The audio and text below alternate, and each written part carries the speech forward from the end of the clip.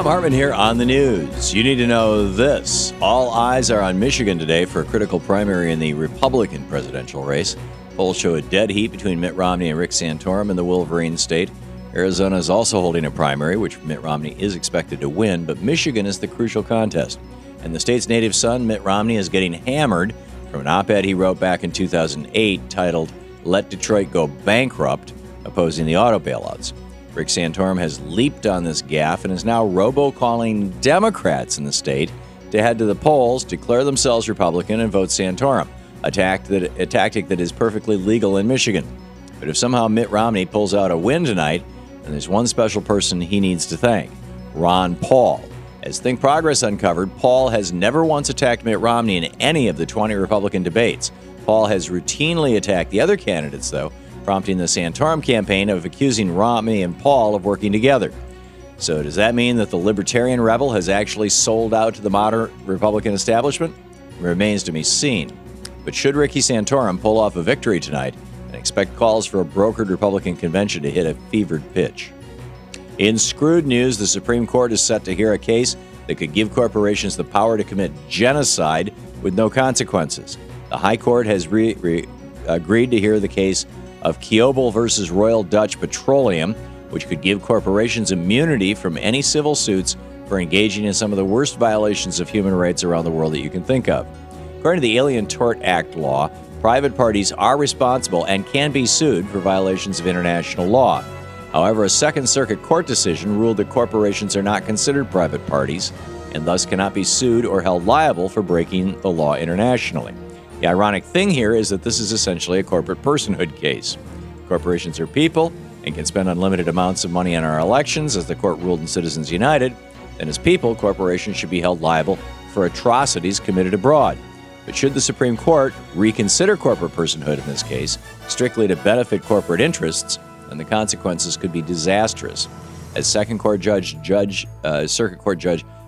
Pierre Laval wrote last year in his dissent, so long as they incorporate, businesses will now be free to trade in or exploit slaves, employ mercenary armies to do dirty work for despots, perform genocides, or operate torture prisons for a despot's political opponents, or engage in piracy, all without civil liability to victims.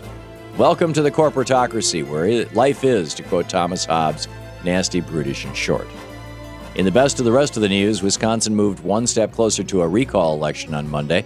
The deadline for Governor Scott Walker to challenge the more than 1 million signatures gathered to recall him from office came and went on Monday, with the governor declining to challenge any of the signatures. That means the recall petitions only have one more hurdle to clear before a recall election date is set, and that's state election officials who have until March 19th to validate the signatures. Then the stage will officially be set, grassroots activism versus big corporate money. The Koch brothers have already pledged to do all they can to help Walker stay in office. In a post-Citizens United world, they have a much louder voice than ordinary Wisconsinites.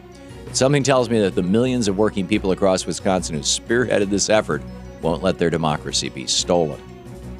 It sure is nice to be a transnational corporation in America.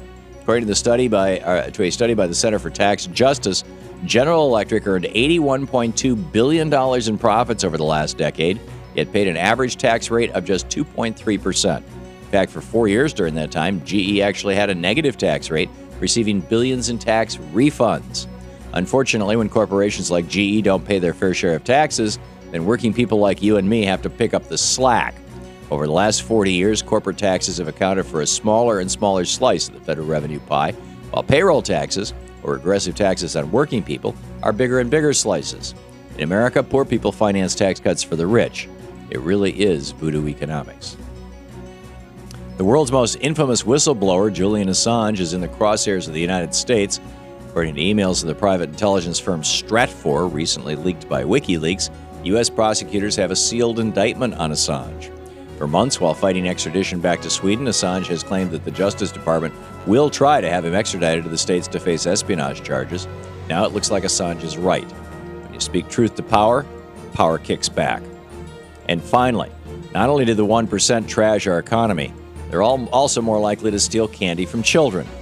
That's according to a new study published on Monday. It revealed wealthy people are more likely to break laws while driving, lie for financial gain, and, of course, steal candy from children. Seriously, researchers at the University of California at Berkeley and the University of Toronto conducted a series of experiments, one of which was observing people at four-way stop signs, and found that those who were wealthier broke more traffic laws and were more likely to cut off pedestrians walking across the road. In another experiment, wealthier people were more likely to steal candy from a jar sitting in front of them, even after they were told the candy is for children in the next room. As the lead researcher of the study concluded, it really shows the extreme lengths to which wealth and upper-rank status in society can shape patterns of self-interest and ethicality.